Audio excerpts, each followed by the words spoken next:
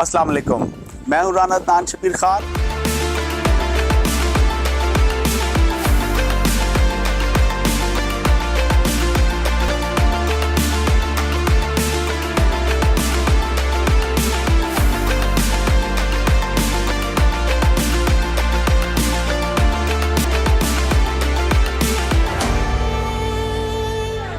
अस्सलाम वालेकुम, मैं हूँ राना अदनान शबीर खान और आप देख रहे हैं नवाए फिक्र। And good to C you Ahmad as well. Ahmad बहुत शुक्रिया, मैं बीमार था, आपने अकेले पीछे व्लॉग्स किए और संडे वाले दिन दोपहर के टाइम मेरा गला ख़राब होना शुरू हुआ और फिर वर्स्ट होता चला गया। I was traveling from Chico, California towards Washington और दोपहर के वक्त टेम्परेचर सा महसूस होने लगा और फिर सांस लेने में काफ़ी दिक्कत थी और वो फिर बढ़ती चली गई। बहरहाल ये अभी ये जो कोविड की सूरत हाल है इसमें कुछ क्लैरिटी नहीं आती कि ये फ्लू है या कोविड है। अमेरिका में कोविड बेसिकली फ्लू ही की एक खाला की बहन या चाची की बेटी है, दे आर फर्स्ट कजन्स। सो ये उसी की जो वायरस है वो म्यूटेट होके वो अपनी शक्लें तब्दील करता है और मुख्तलिफ तरीक़ों से हमले करता है और वो वायरस का जो इफ़ेक्ट है हर शख्स के ऊपर डिफरेंट होता है। जैसे जब मुझे पिछले साल जब कोविड हुआ था तो जिस्म में जैसे जिस्म फटीग्ड होता है, थका हुआ होता है, लगता है किसी ने आपको मारा है, ऐसे था। और मैं 3 दिन बिल्कुल बिस्तरे से हिल नहीं सका और मेरे जो माउथ के अंदर यानी मुंह के अंदर एक ऐसे लगता था जैसे कोई लेयर सी जम गई है और मुझे किसी चीज़ का टेस्ट नहीं आता था। यानी कि मुझे सिर्फ ये पता चलता था कि मुझे अभी भी सांस लेने में मैं तेज़ नहीं बोल सकता, तो मुझे टेस्ट नहीं आता था।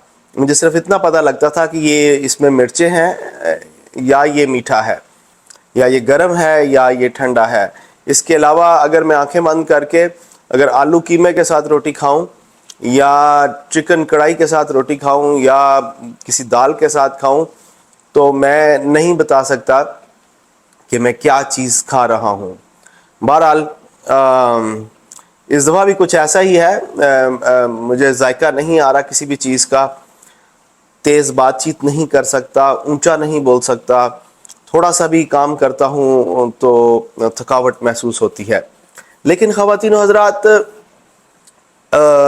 ये अमेरिका है।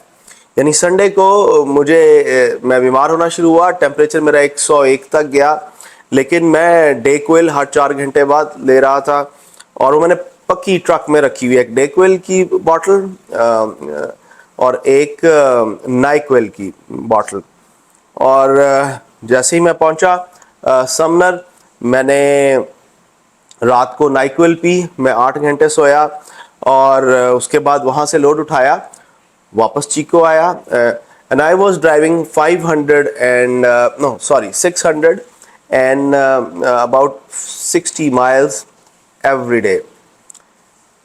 Miles, not kilometers, क्योंकि पाकिस्तान में किलोमीटर्स में नॉर्मली सफ़र को गेज किया जाता है। फिर जनाब अगले दिन रात घर रहा और अगले दिन ओंटारियो, अगेन सदर्न कैलिफोर्निया और फिर वापस। So Sunday, Monday, Tuesday, Wednesday और आज थर्सडे है। आज भी मेरी छुट्टी इसलिए बन गई कि मेरे लोड की अपॉइंटमेंट थोड़ी सी मैसअप हो गई और वो मैंने कल रात को उतारना है। तो मैंने फिर अहमद को कॉल की और मैंने कहा जनाब आज मैं कोशिश करूँगा कि बातचीत कर सकूँ। मैं AWB ट्रांसपोर्ट के ओनर उस्मान खालिद का भी शुक्रिया अदा करना चाहता हूँ कि उन्होंने मेरा बड़ा साथ दिया। आई टोल्ड हिम, मैंने कहा उस्मान भाई बीमार हूँ, easy drop of, easy pickup मुझे दें, और ही help me a lot in that aspect. मैं जाता था, ट्रेलर ड्रॉप करता था, अगला ट्रेलर हुक करता था और वो जो एक इंतज़ार है, क्योंकि जब आप इंतज़ार करते हैं تو پھر آپ کی لاگ بک چل رہی ہوتی ہے, پھر آپ کو آڈ ٹائمنگز میں آپ کو ٹرک چلانا پڑتا ہے. تو ہی help me in that aspect. میں ڈے ٹائم میں ٹرک چلاتا تھا اور رات کو اپنا 8 گھنٹے نیند کرتا تھا, اور اس کی وجہ سے میری ریکوری بھی تیز ہوئی. جناب آ جاتے ہیں پاکستان کی سیاست کی طرف. آج سپریم کورٹ نے کوئی بہت بڑا فیصلہ سنایا. احمد سے چل کے پوچھیں گے کہ احمد بھائی انہوں نے کیا فیصلہ سنایا سپریم کورٹ نے, جو کہ اس وقت خبروں میں شور مچا ہوا ہے.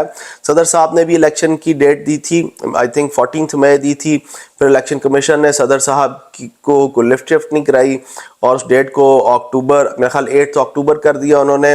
تو ایک ریویو پٹیشن تھی الیکشن کمیشن کے اس فیصلے کو کالعدم قرار دیا جائے. اس پر آج سپریم کورٹ نے جو بات چیت کی, چلتے ہیں احمد کے پاس اور ان سے پوچھتے ہیں کہ کیا ڈیٹیلز ہیں. جی احمد. جی السلام علیکم رانا صاحب. رانا صاحب ہماری دعا ہے کہ اللہ تعالیٰ آپ کو صحت مند رکھے اور اللہ تعالیٰ باقی بھی ہر طریقے سے آپ کو حفظ و امان میں رکھے اور رزق میں برکت عطا فرمائے, ہر چیز میں برکت عطا فرمائے, صحت و تندرستی عطا فرمائے. سب پاکستانیوں کے لیے اور تمام امت مسلمہ کے لیے بھی یہی دعا ہے. رانا صاحب آج کی پہلی بات, جو سوال بھی آپ نے کر دیا کہ کیا بنا, سپریم کورٹ نے کیا فیصلہ دیا اس الیکشن کمیشن آف پاکستان کی review petition. Election of commission of Pakistan نے, آپ کو یاد ہے یہ پورا کیس ہم نے ڈسکس کیا تھا کہ الیکشن کمیشن آف پاکستان نے ایک ریویو پٹیشن فائل کی تھی کہ سپریم کورٹ نے جو ڈیسیژن دیا تھا جس میں کہا تھا کہ 14 مئی کا جو الیکشن ڈیٹ ہے وہ فکس ڈیٹ ہے, اس کو چینج نہیں کیا جا سکتا. تو بعد میں الیکشن کمیشن نے پھر حالات دیکھتے ہوئے اپنی مرضی سے 8 اکتوبر کی ڈیٹ دے دی تھی. تو وہ کیس چل رہا تھا, اس کو پھر سیٹیسفائڈ کر دیا گیا تھا. درمیان میں حکومت آ گئی تھی اور حکومت نے کنٹمپٹ آف پارلیمنٹ سمیت پتہ نہیں کیا کیا قانون پاس کر کے سپریم کورٹ کو اچھا خاصا دباؤ میں ڈال دیا تھا. ایک دھرنا بھی آ گیا تھا مولانا فضل الرحمان صاحب کا جس میں فیصلہ ہونے والا تھا, تو سب کچھ سیٹیسفائڈ ہو گیا تھا. تو چیف جسٹس بھی اس دن خاموشی سے کورٹ میں چلے گئے تھے. اب وہ دوبارہ پٹیشن سامنے آئی ہے. تو آج الیکشن کمیشن آف پاکستان کے جو وکیل تھے ان کو سپریم کورٹ نے نہ صرف اچھا خاصا رگڑا لگایا بلکہ جو انہوں نے دلائل دینے کی کوشش کی, تو انہوں نے کہا کہ جو ایکچوئل کیس تھا اس کا یہ ریویو ہے, آپ ریویو کے حوالے سے پوائنٹس دیں, آپ باقی چیزوں کو نہ چھیڑیں, باقی پوائنٹس جس کو جو اس کیس سے متعلق نہیں ہیں وہ نہ اس میں دیکھیں. تو بہرحال اچھی خاصی سنا ہے کہ آج جھاڑ پونچی ہوئی اور کافی عدالت نے کہہ لیں کہ جھاڑا جو الیکشن کمیشن آف پاکستان کے وکیل تھے ان کو, اور آخر میں انہوں نے ریویو پٹیشن تھی الیکشن کمیشن کی. یہ ریویو پٹیشن کے وہ الیکشن ڈیٹ جو ہے کہہ لیں کہ پوسٹ پون کر سکتے ہیں, اس کو اڑا دیا, اور اس کی اور جو سپریم کورٹ کی طرف سے فکس کی ہوئی ڈیٹ تھی اسی سپریم کورٹ کی طرف سے نہیں بلکہ پریزیڈنٹ پاکستان کی طرف سے دی ہوئی جو ڈیٹ تھی اسی کو برقرار رکھا. اب اس میں سچویشن یہ ہوئی ہے کہ پریزیڈنٹ پاکستان کی دی ہوئی ڈیٹ کے اوپر کو تو الیکشن کمیشن نے مانا نہیں تھا, تو اس میں پھر کنٹمپٹ آف کورٹ آ جاتی ہے جو گورنمنٹ کے خلاف بھی جاتی ہے کیونکہ انہوں نے پیسے نہیں ریلیز کیے تھے, آرڈر تھا پیسے ریلیز کریں الیکشن کے لیے, اور ساتھ ہی contempt of court election commission of Pakistan بھی لگتی ہے. تو پی ٹی آئی نے آج اعلان کیا ہے اور انہوں نے کہا ہے کہ وہ اپیل فائل کریں گے, اپلیکیشن فائل کریں گے سپریم کورٹ میں الیکشن کمیشنر پاکستان کے خلاف بھی اور گورنمنٹ کے خلاف بھی جو اس وقت جا چکی ہے. تو اب دیکھتے ہیں آگے کیا ہوتا ہے. بہرحال الیکشن کمیشن آف پاکستان کی جو اپیل تھی وہ آج فارغ کر دی گئی کہ الیکشن کی ڈیٹ پنجاب میں آگے لے جائی جا سکتی ہے. یہ اس وقت انہوں نے پٹیشن فائل کی تھی. جی رانا صاحب. احمد, ان الیکشن کمشنر صاحب نے پچھلے 1 سال سے ایک عجیب ڈرامہ کریٹ کیا ہوا ہے. پاکستان میں ایک بے یقینی کی فضا قائم کی ہوئی ہے اس ایک شخص نے. اس نے آج ملاقات کی مسلم لیگ کیو کے لوگوں سے, ان کے وفد سے, اور ان کو کچھ انشورنسز دیں کہ جناب میں یہ کر دوں گا وہ کر دوں گا, ٹائم پر الیکشن کرواؤں گا, ٹائم پہ جناب جو سینسز ہے اس کا بھی جو بھی کام حلقہ بندی کا رہتا ہے وہ میں کر دوں گا. بہرحال I don't trust that guy. آپ کے پاس اس ملاقات کی کیا تفصیلات ہیں؟ جی احمد.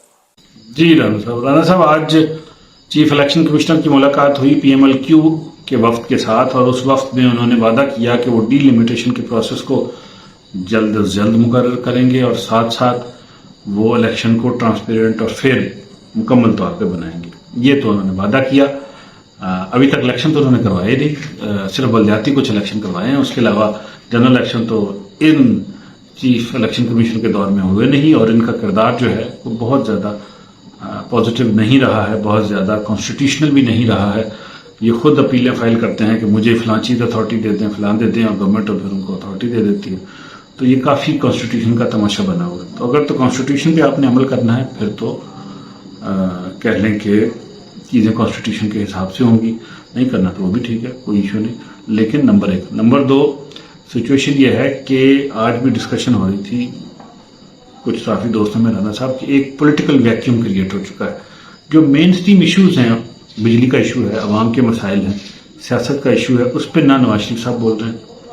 شہباز شریف صاحب نے صرف عمران خان صاحب کا جو کل کا فیصلہ کل عدم ہوا ان کا توشخانہ والا, اس کے اوپر بیان دیا. بجلی کے بلوں سے لے کے عوام کے مسائل, کانسٹیٹیوشنل ایشوز پہ وہ کوئی بات نہیں کر رہے. رہی پیپلز پارٹی, زرداری صاحب, بلاول بھٹو صاحب بالکل خاموش ہیں. ان کے کچھ لیڈران جو ہیں وہ پنجاب میں احتجاج کر رہے ہیں, اس کے علاوہ وہ بھی کسی ایشو پہ نہیں بول رہے. ایم کیو ایم کے علاوہ جتنی پولیٹیکل پارٹیز ہیں وہ عوام کے ایشوز کے اوپر کوئی بھی نہیں بول رہی. تو ایم کیو ایم اور جماعت اسلامی وہ احتجاج کر رہے ہیں بلوں کے اوپر, باقی مین عوام کے جو ایشوز ہیں اس پہ کوئی بھی نہیں بول رہا. اب عرض کرنے کا مقصد یہ ہے کہ سارے سینیریو میں نظر آ رہا ہے کہ پولیٹیکل ویکیوم ہے, ہیوج پولیٹیکل ویکیوم ہے. جو موسٹ پاپولر لیڈر ہے وہ جیل میں ہے, جو ان پاپولر تو نہیں لیکن جو سیکنڈری یا دوسرے تیسرے نمبر پہ پاپولر ہیں ان کے پاس بھی اچھی خاصی سیٹیں ہیں, پوسٹیں ہیں, ووٹس ہیں. نون لیگ بھی, پی ٹی ایم بھی, ایم کیو ایم بھی, پیپلز پارٹی بھی, ساری کی ساری جو سیٹیں پارٹیز ہیں وہ بھی آلموسٹ ان ایکٹیو ہو چکی ہیں. تو سارے سینیریو میں جو سچویشن نظر آ رہی ہے وہ اس وقت تک نہیں کھل کے سامنے آئے گی جب پیسفلی یا تو کسی طریقے سے سب کو بٹھا کے آل پارٹیز کانفرنس کروا کے الیکشن کی طرف لے جایا جائے. اگر الیکشن ایسے ہی ملتوی ہوتے ہیں تو پھر کیا کہا جا سکتا ہے, لوگوں کو جیلوں میں رکھے تو پھر شاید آپ چیزیں پوسٹ پون کروا لیں. لیکن سیاسی طور پہ اگر آپ چاہتے ہیں, لیکن میرا خیال ہے سیاستدانوں کو بھی اس میں عقل کو ہاتھ مارنا چاہیے کہ دھرنے لے آنا اور بار بار پورے ملک کا نظام روک دینا یہ بھی کوئی مناسب بات نہیں. تو دیکھتے ہیں بہرحال کیا ہوتا ہے. تو یہ کہہ لیں کہ یہ سچویشن ہے. جی رانا صاحب, آج کا سب سے بڑا مسئلہ مہنگائی ہے. خیر یہ آج کا ہی نہیں, میں نے تو جب سے ہوش سنبھالی ہے ہر روز کا ایک بہت بڑا مسئلہ مہنگائی رہا ہے. روٹی, کپڑا اور مکان کے ساتھ ساتھ ابھی تو بجلی کے بل اور تعلیمی اخراجات جو ہیں بچوں کے وہ بھی آسمان سے باتیں کرنے لگے ہیں. چلتے ہیں احمد کے پاس اور ان سے پوچھتے ہیں کہ ہماری جو یہ بہت able care taker finance minister ہیں انہوں نے کوئی بات چیت کی جس کی وجہ سے اسٹاک مارکیٹ بالکل گر گئی. کیا اقتصادی صورتحال ہے ہماری, اور یہ بجلی کے بلوں کو لے کر یہ انٹرم گورنمنٹ کیا کہتی ہے, احمد سے پوچھتے ہیں. جی احمد. جی رانا, پچھلے کچھ دنوں میں ڈالر کی ویلیو اتنی تیزی سے بڑھ رہی ہے اور روپے کی قدر اتنی تیزی سے گر رہی ہے. اوپن مارکیٹ میں روپیہ 325 روپے پہ جو ہے ڈالر خرید رہا ہے, یعنی کہ ایک ڈالر کے 325 روپے اوپن مارکیٹ میں 325, اور جو انٹر بینک مارکیٹ ہے اس میں 303 روپے, تقریباً 20 روپے کا فرق بھی ہے, لیکن 303.5 کے قریب انٹر بینک مارکیٹ چل رہی ہے اس وقت. اسٹاک مارکیٹ آج 1200 پوائنٹس گری, جس کو بلڈ بات کہہ لیں کہ اتنا ہیوج گرنا بہت غیر مناسب تھا, اور گری اس وجہ سے کہ کل ہماری فائنانس منسٹر صاحبہ جو ہیں, جو اللہ کے فضل سے ایسی ہماری فائنانس منسٹر اللہ نے عطا کی ہیں کہ ملک کے چند نالائق ترین فائنانس منسٹر میں سے ایک ہیں یہ صاحبہ, انہوں نے کل یہ بیان دے دیا کہ ہمیں تو اکانومی کا پتہ ہی نہیں تھا کہ یہاں پہ اتنی خرابیاں ہو چکی. ارے بیوی, تم پہلے بھی فائنانس منسٹر رہ چکی ہو, اس دور میں بھی تم نے ڈالر 50 روپے چڑھا دیا تھا, روپیہ 50 روپے گرا دیا تھا جب پچھلی انٹرم گورنمنٹ تھی, اور اس کے بعد پھر تم عہدے مانگتی پھرتی تھی تمام پورے ملک میں, مجھے فلاں عہدہ دے دو, فلاں دے دو, فلاں چیز بنا دو, وہ بھی بنا دیا گیا. اب تم آئی ہو, تم اسٹیٹ بینک کی گورنر بھی رہی ہو, اب تم کہتی ہو مجھے اکانومی کو پتہ ہی نہیں تھا کیا ہو رہا. تو اس کے اس کہنے سے مارکیٹ ایک دم 1200 پوائنٹ گری کہ ہمارے تو مسائل ہی بڑے گریو. فائنانس منسٹر کو سوچ سمجھ کے بولنا چاہیے. اور جب سے یہ آئی ہیں اس وقت سے مارکیٹ میں 350 کی آواز ہے کہ یہ آ کے 350 پہ لے کے جائیں گی ڈالر کو, آئی ایم ایف کے کہنے کے اوپر. تو یہ تباہی پھیر رہی ہیں اس وقت ملک کی. لانے والوں کو بھی تھوڑا سوچ لینا چاہیے تھا کہ کس کو لے آئی ہیں. وزیر اعظم صاحب جنہوں نے ان کو منتخب کیا ہے وزیر خزانہ, تو دیکھ لینا چاہیے تھا کس بندے کو لے کے آ رہے ہیں جس کو اکانومی کا کچھ تو پتا ہو. उसको इतना भी नहीं पता कि डॉलर रुपया गिरेगा तो पूरे मुल्क की वाट लग जाएगी और आगे बिजली का बिल नहीं दे पा रहे लोग, तो अब क्या सिचुएशन होगी। तो बहरहाल ये सिचुएशन जो है राना साहब, वो इकोनॉमी का जो ट्रबल है वो बहुत तेज से बढ़ती जा रही है। मुल्क में एहतजाज हो रहे हैं, लोग खुदकुशियाँ छलांगे लगा रहे हैं बिलों के ऊपर। वज़ीर आज़म वादा करते हैं हम कुछ करेंगे, अगले दिन कहते हैं मैं नहीं कुछ कर पा रहा। आज उन्होंने फिर प्रेस कॉन्फ्रेंस की और कहा कि 48 घंटों में फिर रिलीफ देंगे। पहले भी उन्होंने 4 दिन पहले भी एक मीटिंग करके कहा था इतवार वाले दिन कि हम रिलीफ देंगे, फिर बाद में बताया कि हम तो रिलीफ दे नहीं सकते, IMF ने हमें रिलीफ की इजाज़त ही नहीं दी। तो अब दूसरी दफ़ा है कि फिर हम कुछ रिलीफ देंगे, देखते हैं क्या होता है। लेकिन आवाम सख्त परेशानी में है और चीज़ें जो हैं कंट्रोल में नहीं आ रही। ख़ासतौर पे इक़्तिसादी फंडामेंटल्स इतने बुरे नहीं हैं, इकॉनमी स्ट्रांग है, लेकिन मैनेजमेंट वीक है। जी राना साहब, हर आने वाली हुकूमत या हर मौजूदा हुकूमत अपने से पहले वाली हुकूमत पर तमाम खराबियों का मलबा या बोझ डालती है। वो ये कहते हैं कि हम तो मजबूर हैं, हमसे पहले वाली हुकूमतों के जो गलत फैसले हैं उनका बोझ है जो हमसे अभी संभाला नहीं जा रहा। इमरान खान साहब एक तरफ तो कहते हैं कि मेरे से बड़ा बेबस और मजबूर वज़ीर आज़म आज तक पाकिस्तान की तारीख में नहीं आया, और साथ ही जनाब ये कहते हैं कि जनाब सुनो लोगों कि मेरे दौर में जो मुल्क है वो 6% से तरक्की कर रहा था, दूध और शहद की नहरें बह रही थीं। मैंने तो कभी नहीं कहा कि आपने घबराना नहीं है, मैंने तो आपको कभी नहीं ये कहा कि जनाब घर में मुर्गियां रख लें, मैंने तो आपको कभी नहीं ये कहा कि जनाब आप पीछे किचन गार्डन लगाएं, अपने टमाटर, आलू, गोभी, प्याज खुद उगाएं। तो आप ऐसा करें, आप मेहरबानी फरमाकर कंट्रोल, ऑल्ट और डिलीट ये तीनों बटन इकट्ठे दबाएं और कुछ सेकंड के लिए दबाए रखें ताकि आपके जहन से वो तमाम बातें डिलीट हो जाएं, गायब हो जाएं जो मैंने पहले की थी। तो क्या ज़रूरत थी मुल्क तरक्की कर रहा था मेरी हुकूमत गिराने की। अच्छा जी, आ जाते हैं मरियम नवाज साहिबा की तरफ। वो कहती हैं अगर हमें मौका मिला तो हम अवाम को खुशहाली की ठंडी हवाओं से खुश कर देंगे। इमरान खान साहब ने, उस लाडले ने 3.5 साल में इस मुल्क की तबाही निकाल दी। तो प्लीज़ आप भी कंट्रोल, ऑल्ट और डिलीट को दबाएं और भूल जाएं कि 35 साल नून लीग की हुकूमत जो थी उसमें हम क्या तीर चलाते रहे हैं, और आप वो 35 साल इसलिए भी भूल जाएं कि वो एक भयानक ख्वाब था। आप एवन फील्ड को भी भूल जाएं, हमारे उन महलात को भी भूल जाएं, और हमने जो BMW तोशाखाना से ली हैं प्लीज़ आप उनको भी भूल जाएं। आने वाले इलेक्शनों में हमें मौका मिला तो हम आपकी और अपनी औलादों की खूब खिदमत करेंगे। ख़वातीनो हज़रात, ये जो बिजली के बिल आपके इतने महंगे हो गए हैं, और बिजली एक बेसिक नेसेसिटी है, ये बिजली है तो मैं इस वक्त आपसे बात कर रहा हूँ, ये लाइटें जल रही हैं, ये AC चल रहा है, और इस बिजली की वजह से मैंने इस फ़ोन को चार्ज किया है। बहरहाल ये इतनी महंगी क्यों है, ये फ़ैसला करना मेरे लिए तो बिल्कुल मुश्किल नहीं है, मगर मुझे इतना पता है कि आपको नहीं पता कि आपके बिजली के बिल क्यों महंगे हुए हैं। क्योंकि पिछले चंद दिनों में PTI के जो व्हाट्सएप के टाइगर्स थे उन्होंने शोर मचाया हुआ था कि ओ जी ओ फौज सारी बिजली खा जाती है, ये बिजली दे बिल ही नहीं देंदे। मेरी खाला ने भी हमारे एक फैमिली के व्हाट्सएप ग्रुप पे ये बात की, और मैंने जब उन्हें बताया कि मैं बिजली के बिल खुद देता रहा हूँ तो वो गुस्से में आ गई। उन्होंने कहा तुम देते होगे, ये तुम्हारे जर्नैल नहीं देते। फिर मैंने उन्हें कुछ सबूतों के साथ बताने की कोशिश की, कन्विंस करने की कोशिश की कि जर्नैल भी बिजली के बिल देते हैं।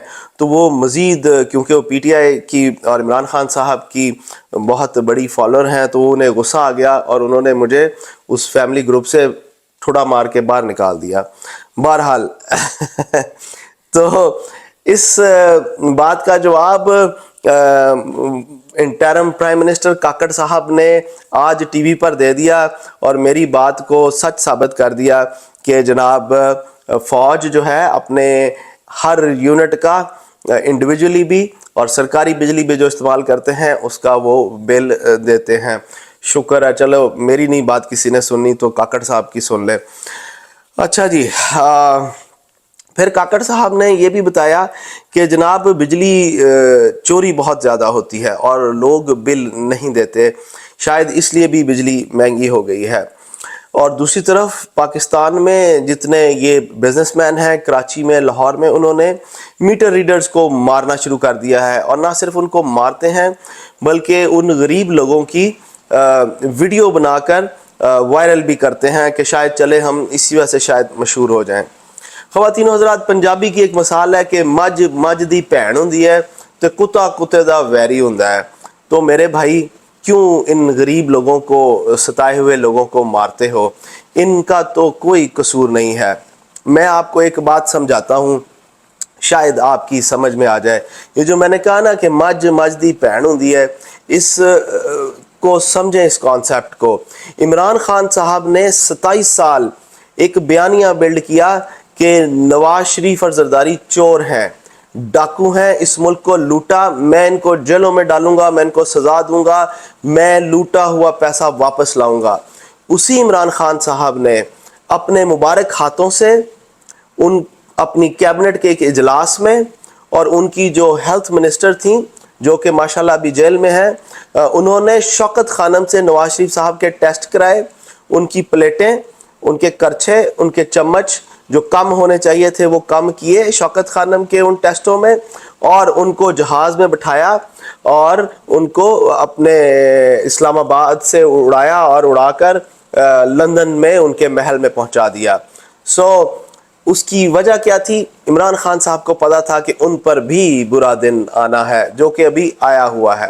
اور میں آپ کو ایک اور چیز کی انشورنس کراؤں کہ عمران خان صاحب کو ایک عدالت سے ملے گی ان کو تھوڑی سی ریلیف، ان کو اگلے کیس میں پکڑ لیں گے، وہاں سے ریلیف ملے گی، اگلے کیس میں پکڑ لیں گے. لیکن یاد رکھیے گا وہ دوبارہ وزیر اعظم بنے گا، یہی نواز شریف عمران خان صاحب کو باہر نکالے گا، کیونکہ اسی نواز شریف کو اسی عمران خان نے ریلیف دیا تھا.